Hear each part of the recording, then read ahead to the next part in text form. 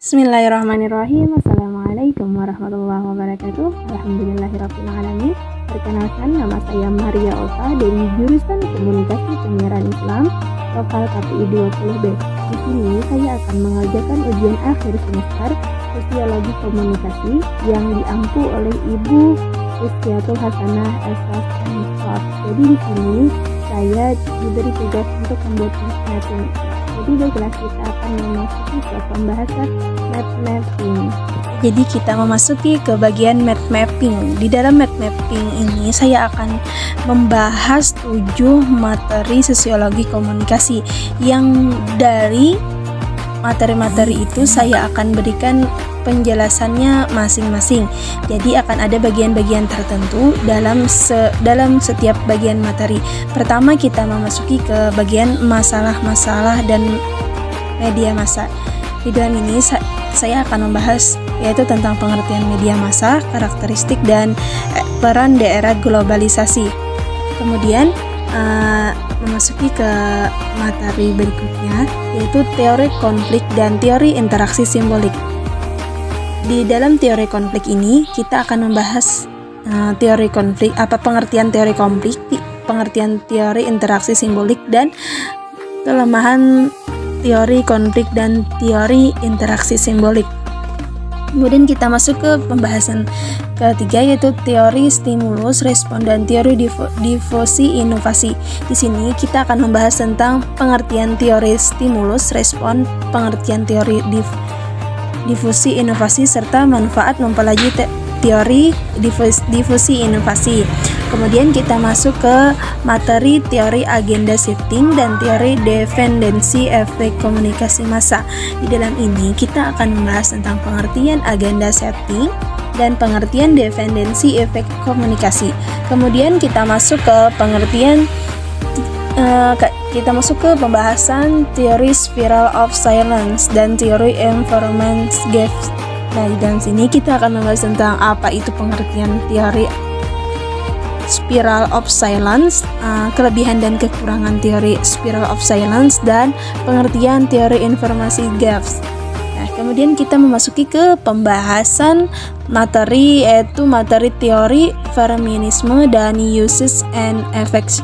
Di dalam sini kita akan membahas beberapa topik yaitu tentang pertama ya kita pengertian teori feminisme, tujuan dari teori feminisme dan dampak dari teori feminisme bagi perempuan. Kemudian materi yang terakhir kita yaitu informasi seeking dan teori konstruksi sosial. Di dalam sini kita akan membahas yaitu tentang apa itu pengertian information seeking, pengertian teori konstruksi sosial media massa dan proses lahirnya konstruksi sosial media massa. Oke, jadi itulah beberapa materi yang akan kita bahas satu persatu di kelanjutan berikutnya. Oke, baiklah kita memasuki ke pembahasan materi pertama yaitu masalah-masalah sosial dan media massa. Jadi di dalam masalah-masalah sosial dan media massa ini saya akan membahas yaitu tentang topik pertama yaitu pengertian media massa. Oke, jadi apa itu pengertian media massa? Media massa merupakan sarana komunikasi dalam menyampaikan pesan serta sebagai alat komunikasi untuk menyebarkan berita ke masyarakat luas dengan menggunakan alat-alat komunikasi seperti radio, surat kabar, TV, dan film. Media massa ialah sarana atau alat yang dipakai dalam cara kerja komunikasi massa, yaitu komunikasi yang ditunjukkan terhadap orang banyak. Media massa memberikan info perihal perubahan sesuatu, bagaimana hal itu berjalan, dan hasil apa yang dicapai. Bismillahirrahmanirrahim. Jadi kita masuk ke bagian karakteristik media massa. Jadi dalam karakteristik ini ada media massa ini memiliki 5 karakteristik. Pertama, publisitas. Publisitas yaitu disebarluaskan kepada khalayak masyarakat atau dapat diakses dan dikonsumsi umum orang banyak. Kedua, kontinuitas, terbit atau sesuai dengan jadwal yang disiarkan atau jadwal terbitnya harian atau bulanan. Ketiga, periodisitas, yaitu terbit atau dipublikasikan konsisten atau berkala, contohnya harian atau siaran langsung per hari. Surat kabar biasanya terbit harian, tabloid harian, dan majalah bulanan. Keempat yaitu aktualitas, berisi hal-hal baru seperti info atau laporan momen terupdate, berita, tips baru, dan sebagainya. Aktualitas juga berarti kecepatan penyampaian info terhadap publik. Kelima, universalitas, pesan atau isinya bersifat umum, seluruh aspek kehidupan dan seluruh momen di berbagai tempat, juga menyangkut kepentingan umum karena sasaran dan pendengarnya baik. Kemudian bagian peran media massa di era globalisasi. Media massa memiliki peran penting di era yang serba modern. Salah satu peran penting media merupakan sebagai penentu identitas suatu bangsa. Perkembangan yang terjadi dalam media massa saat ini seperti perkembangan teknologi dunia, pemakaian internet secara luas, dan pemakaian telepon seluler yang secara tak langsung memfasilitasi proses dunia globalisasi. Dalam dunia jurnalistik, dengan adanya internet atau penggunaan telepon genggam yang juga memiliki fasilitas internet di segala dari dunia luar begitu mudah masuk ke Indonesia. Oke, jadi kita memasuki ke pembahasan materi kedua, yaitu teori konflik dan teori interaksi simbolik. Ini kita memasuki ke pembahasan pertama, yaitu tentang pengertian teori konflik. Dalam pengertian teori konflik ini atau teori struktural konflik mulai diperkenalkan pada tahun 1960-an. Pertama kali teori ini muncul dalam sosiologi Amerika Serikat sebagai kebangkitan kembali dari berbagai gagasan yang diungkapkan sebelumnya oleh Karl Marx dan Max Weber. Jadi, ide dasar dari teori konflik ini diambil dari pemikiran kedua pemikiran ini. Marx dan Weber secara tegas menolak gagasan yang menyatakan bahwa masyarakat cenderung mengarah pada konsensus dasar atau harmoni, di mana struktur masyarakat yang berlangsung bekerja untuk kebaikan setiap orang. Padahal konflik dan bertentangan kepentingan masing-masing individu dan kelompok menurut Marx Weber adalah saling bertentangan dan merupakan determinan utama dalam pengorganisasian kehidupan sosial. Oke, selanjutnya pengertian teori interaksi simbolik. Teori interaksi simbolik perlu dipahami untuk mencapai pemahaman interpretatif terhadap fenomena sosial yang ada. Gagasan utama perspektif ini mengacu pada kenyataan sosial yang muncul melalui proses interaksi dan berkaitan erat dengan kemampuan manusia untuk menciptakan serta memanipulasi simbol-simbol. Pendekatan yang digunakan dalam interaksi simbolik ini cenderung memusatkan perhatiannya pada perundingan terbuka mengenai definisi situasi, mengenai arti-arti bersama. Ada beberapa tokoh sosiologi modern yang turut memunculkan dan mendukung teori interaksionisme simbolik seperti James Mark, Baldwin, William James, Karl Lex, Johann Dewey, William Thomas, dan George Herbert. Oke, baiklah, kita memasuki ke materi ketiga, yaitu tentang teori stimulus respon dan teori difusi inovasi. Pertama, kita memasuki ke topik pembahasan pertama, yaitu pengertian stimulus respon.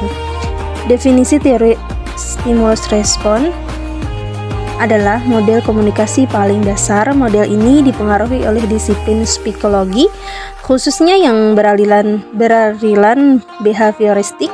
Teori stimulasi respon merupakan suatu prinsip belajar yang sederhana, di mana efek merupakan reaksi terhadap stimulus tertentu. Dengan demikian, dapat dipahami adanya antara kaitan pesan pada media dan reaksi audiens. Elemen utama dari stimulus respon antara lain dalam teori ini, diisi media dipandang sebagai obat yang disuntikan ke dalam pembuluh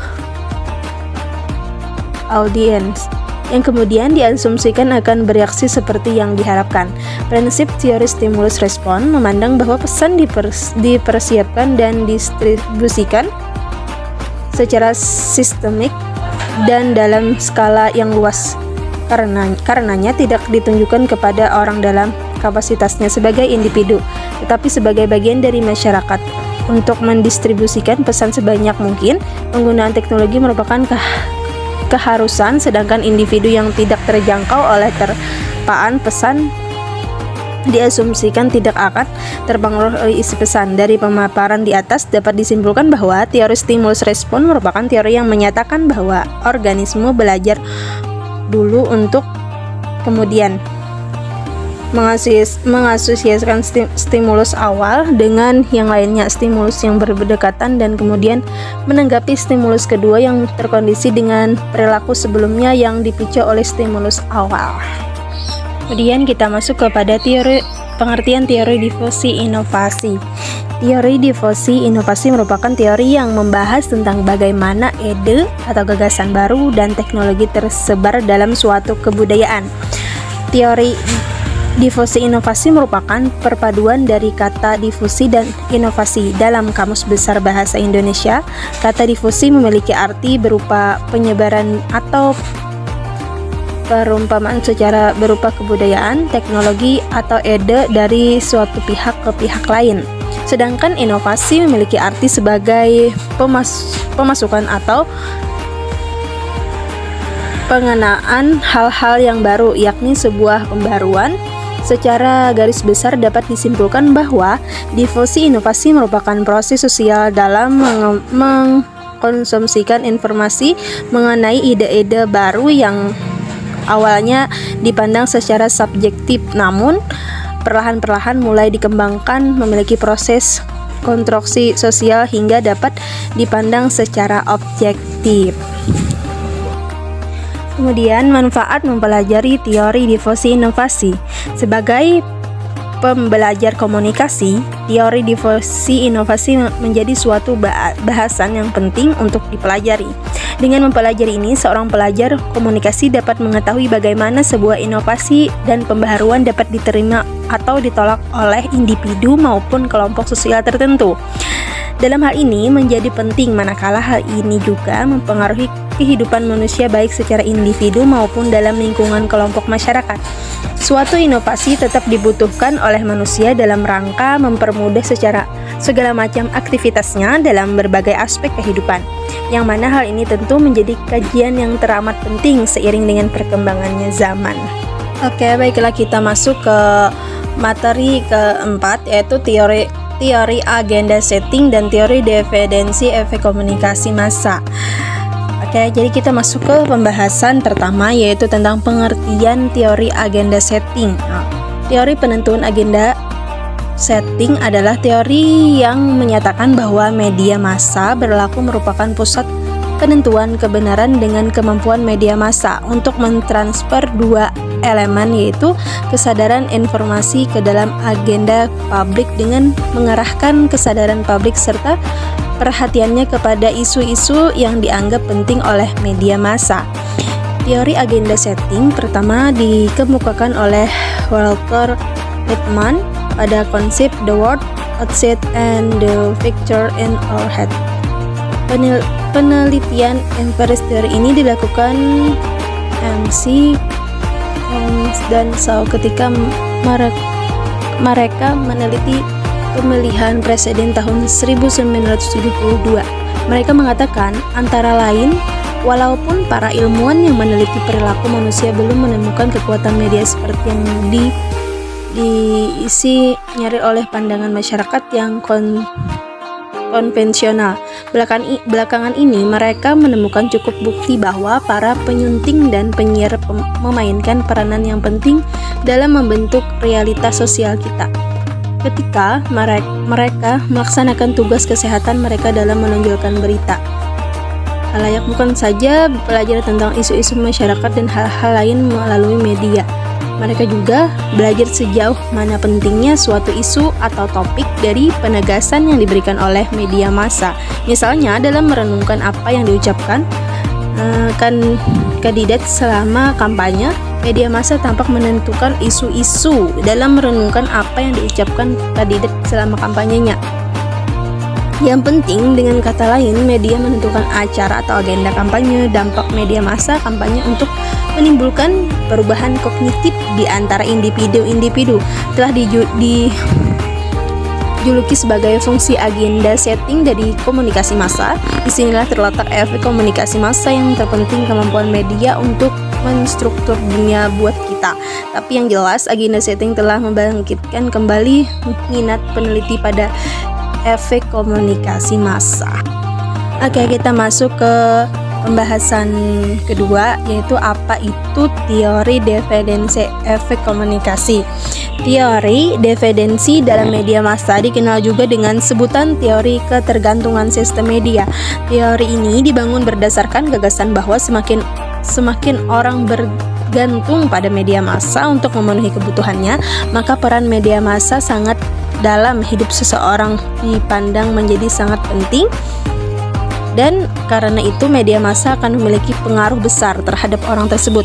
Teori ini pertama kali dicetus pada tahun 1976 oleh Sandra Burrock dan Melvin DeFleur melalui artikel yang berjudul Dependency Model or Mass Media Effects, yang di dalamnya menuliskan tentang perbedaan efek media massa terhadap individu dan pengaruh media massa terhadap masyarakat.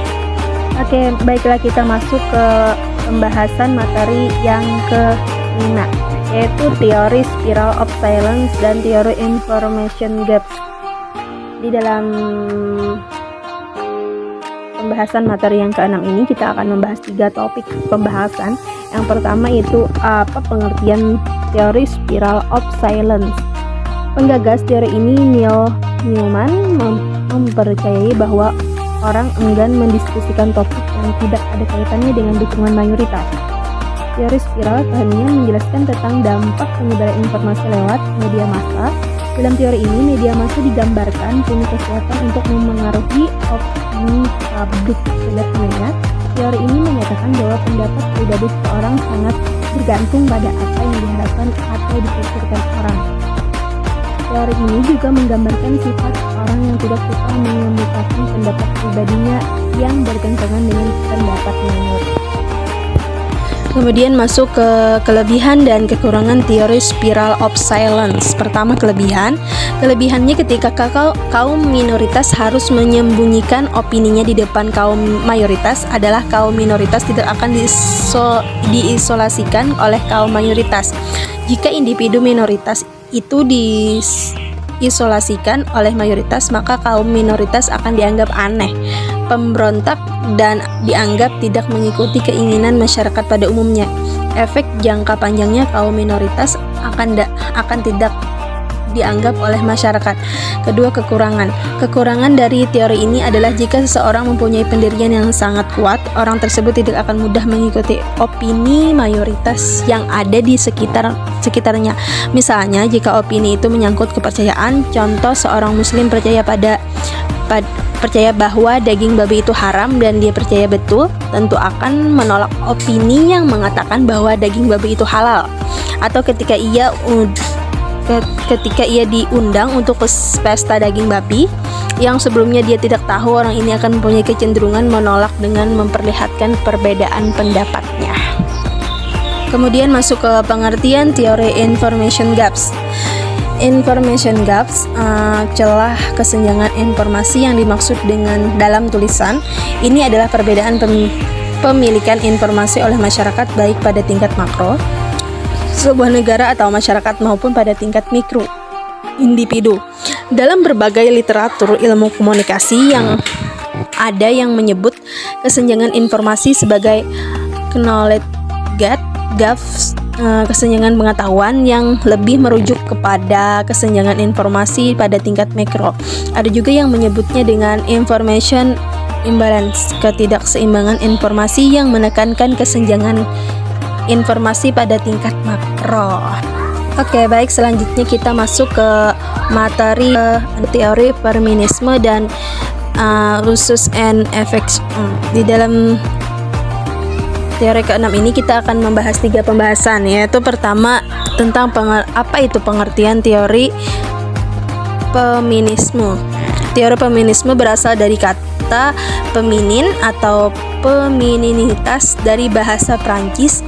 Feminine adalah sebuah kata sifat adjektif yang berarti kewanitaan atau menunjukkan sifat perempuan. Feminisme merupakan aliran pergerakan wanita yang memperjuangkan hak-hak perempuan, gerakan dan ideologi yang bertujuan untuk mencapai tingkat gender yang bernaung pada hak asasi manusia. Feminis di Aksi Pawai Perempuan Internasional di Varna, Argentina. Feminisme adalah serangkaian gerakan sosial, gerakan politik, dan ideologi yang memiliki tujuan memperjuangkan hak-hak wanita, yaitu untuk mendefinisikan, membangun, dan mencapai perlakuan gender yang bernaung pada hak asasi di lingkup politik, ekonomi, pribadi, dan sosial. Feminisme menggabungkan posisi bahwa masyarakat memprioritaskan sudut pandang laki-laki dan bahwa perempuan diperlakukan secara tidak adil di dalam masyarakat tersebut. Upaya untuk mengubahnya termasuk dalam memerangi stereotip gender serta berusaha membangun peluang pendidikan dan profesional yang setara dengan laki-laki. Gerakan feminis telah dan terus mengkampanyekan hak-hak perempuan, termasuk hak untuk memilih, memegang jabatan politik, bekerja, mendapatkan upah yang adil, upah yang setara, dan menghilangkan kesenjangan upah gender, untuk memiliki properti, mendapatkan pendidikan, masuk kontrak, memiliki hak yang sama dalam pernikahan, dan untuk memiliki cuti kehamilan. Feminisme berupaya melindungi wanita dari tidak kekerasan,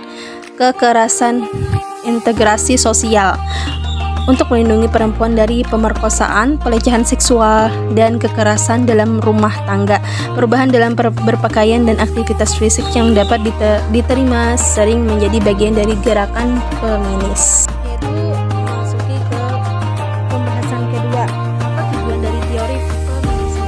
Adapun tujuan dari teori feminisme sendiri adalah untuk memahami berbagai penindasan wanita secara ras, gender, kelas, dan pilihan seksual, dan bagaimana mengubahnya. Yang terpenting dari teori ini adalah meningkatkan nilai pribadi perempuan serta pengalaman yang dialami bersama dengan telah teori menganalisis perbedaan seksual itu dalam satu individu dan bagaimana ia dapat memberikan penjelasan tentang pengalaman dan berbagai perbedaan yang ada. Teori feminisme memfokuskan diri pada pentingnya kesadaran mengenai persamaan hak antara perempuan dan laki-laki dalam semua bidang. Teori ini berkembang sebagai reaksi dari fakta yang terjadi di masyarakat, yaitu adanya konflik, perbedaan kelas, konflik ras, dan yang utama oleh konflik gender. Feminisme mencoba untuk mengkonstruksi sistem yang mengajarkan kelompok yang mendominasi dan didominasi, serta sistem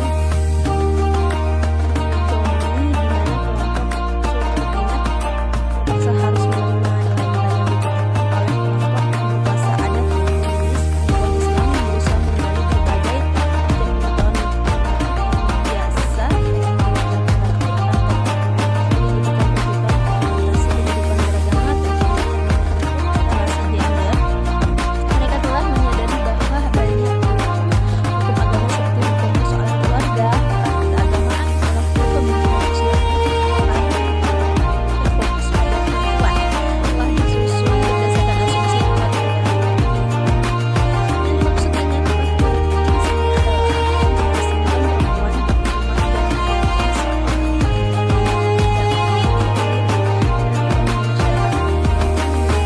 tertentu mengenai fisiologi perempuan dan laki-laki sebagai dasar untuk membangun serangkaian identitas dan perilaku maskulin dan feminin yang dilakukan untuk memberdayakan laki-laki dan melemahkan perempuan di sisi lain. Oke, jadi kita memasuki ke pembahasan ketiga, apa itu dampak dari teori feminisme bagi perempuan. Dampak feminisme bagi perempuan. Gerakan feminisme sebagai gerakan sosial sangat berpengaruh terhadap lingkungan manusia, terutama terhadap kebudayaan perempuan. Tentu saja terjadi kontraversional dalam menyikapinya. Ada yang melihat positif dan ada pula yang melihat dari pandangan negatif. Pertama, dari dampak positif. Gerakan feminisme lahir sebagai gerakan bukan hanya gerakan yang bersifat teoritis, tetapi berbagai aksi menyertai perjuangan, utamanya mobilisasi di bidang pendidikan dan riset. Dengan bidang ini, kaum perempuan sadar bahwa kodratnya selama ini telah dimanipulasi dengan maksud yang stereotip. Karenanya, perempuan harus menawarkan dan secara intensif kehidupan mempertipasi kehidupan perempuan untuk menjadi mitra sejajar dengan laki-laki. Yaitu dari dampak negatifnya. Dampak negatif gerakan feminisme dapat timbul karena sebagian perempuan memakai feminisme sebagai gerakan yang menuntut persamaan dan kebebasan antara laki-laki dan perempuan secara mutlak seperti yang menjadi asumsi feminisme dan radikal. Tentu ini mengabaikan kaidah, norma serta kodrat perempuan. Dengan pemahaman tersebut, perempuan enggan untuk menikah atau melahirkan anak.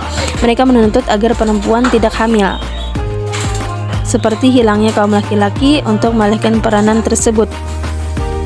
Hal itu menimbulkan kerumahan dan kesulitan karena rasa independen yang ekstrim tersebut, perempuan larut dalam dunia karir.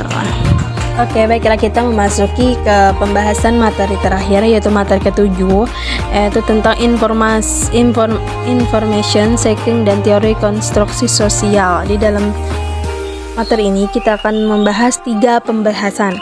Pertama, pengertian information seeking. Sebelum membahas teori penemuan informasi, alangkah baiknya jika kita mengetahui apa yang disebut dengan informasi. Beberapa ahli merumuskan definisi informasi, salah satunya yaitu Krikelas. Menurut Krikelas, informasi adalah suatu rangsangan yang menciptakan ketidakpastian, membuat seseorang sadar akan kebutuhan dan menciptakan sesuatu perubahan dalam tingkat derajat tertentu. Penemuan informasi sangat penting karena informasi telah menjadikan kebutuhan bagi setiap diri manusia. Seseorang akan melakukan penemuan informasi karena adanya sebuah kebutuhan. Kebutuhan informasi ini didorong oleh keadaan diri seseorang dan peran dalam lingkungannya. Hal ini muncul jika seseorang merasa bahwa pengetahuan yang dimiliki kurang dan ada hasrat untuk memenuhi pengetahuannya tersebut dengan cara menemukan informasi yang diinginkan.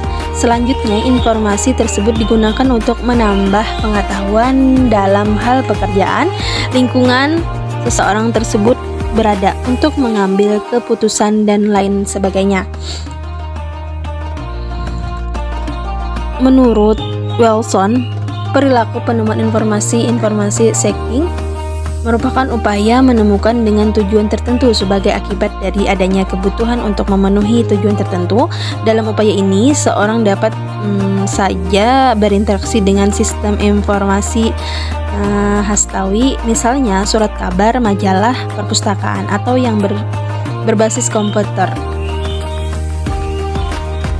Teori perilaku penemuan informasi tergolong dalam teori modern yang kemudian berkembang menjadi teori modal perilaku informasi manusia dan kebutuhan informasi. Model perilaku tersebut antara lain model perilaku informasi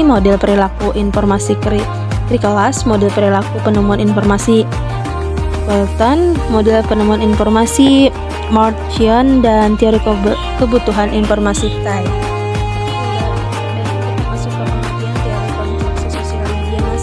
Asal mula konstruksi sosial dari filsafat konstruktivisme yang dimulai dari gagasan pengertian konstruksi kognitif muncul pada abad ini dalam tulisan Mark Baldwin yang secara luas diperdalam dan disebarkan oleh James Spiegel. Namun apabila ditelusuri, sebenarnya gagasan-gagasan pokok konstruktivisme sebenarnya telah dimulai oleh Gabriel, seorang epistemolog dari Italia. Ia adalah cikal bakal konstruktivisme. Kemudian proses lahirnya konstruksi sosial media massa. Istilah konstruksi sosial atas realitas sosial didefinisikan sebagai proses sosial melalui tindakan dan interaksi di mana individu menciptakan secara terus-menerus suatu realitas yang dimiliki dan dialami bersama secara subjek. Satu asal-usul konstruksi sosial dan filsafat konstruktivisme yang dimulai dari gagasan-gagasan konstruktif. Pengertian konstruktif kognitif muncul dalam tulisan Mark Baldwin yang secara luas diperdalam dan disebarkan oleh James Spiegel. Namun, apabila ditelusuri, sebenarnya gagasan-gagasan pokok konstruktivisme sebenarnya telah dimulai oleh Giambattista Vico, seorang epistemologi dari Italia. Ia adalah cikal bakal konstruktivisme. Dalam aliran filsafat, gagasan konstruktivisme telah muncul sejak Socrates menemukan jiwa dalam tubuh manusia sejak Plato menemukan akal budi dan ID. Gagasan tersebut semakin lebih konkret lagi setelah Aristoteles mengenalkan istilah informasi, relasi individu, substansi, materi, esensi, dan sebagainya. Ia mengatakan bahwa manusia adalah makhluk sosial. Setiap pernyataan harus dibuktikan kebenarannya, bahwa kunci pengetahuan adalah fakta. Aristoteles pula lah yang telah memperkenalkan ucapannya yang berarti saya berpikir karena itu saya ada. Kata Aristoteles yang terkenal itu menjadi dasar yang kuat bagi perkembangan gagasan-gagasan konstruktivisme sampai saat ini. Alhamdulillahirrabbilalamin. Cukup sampai di sini. Terima kasih atas perhatiannya. Salah hilap mohon maaf. Wassalamualaikum warahmatullahi wabarakatuh.